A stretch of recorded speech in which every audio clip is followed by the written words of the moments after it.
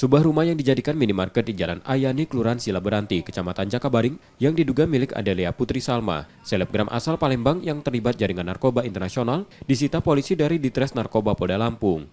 Garis polisi sudah dipasang sejak 3 hari lalu, setelah para pegawai minimarket memindahkan barang dagangannya. Rumah yang dijadikan minimarket itu dibeli Adelia Putri Salma tahun 2021 lalu dan disewa pihak minimarket. Kapan nih polisi datang sini? Dokumentasi weh. Nggak tahu.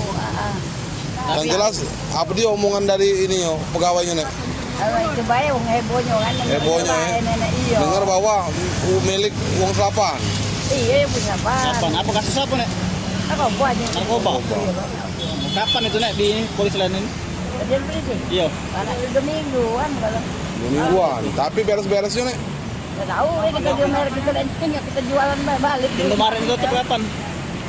Kemarin kan terakhir dia nyapu. Oh, terakhir jualan. Tadi buka sebenarnya. Dengar dari dia. Beres-beres ya.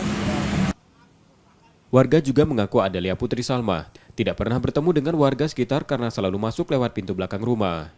Yudi Kiswanto, Kompas TV, Palembang, Sumatera Selatan.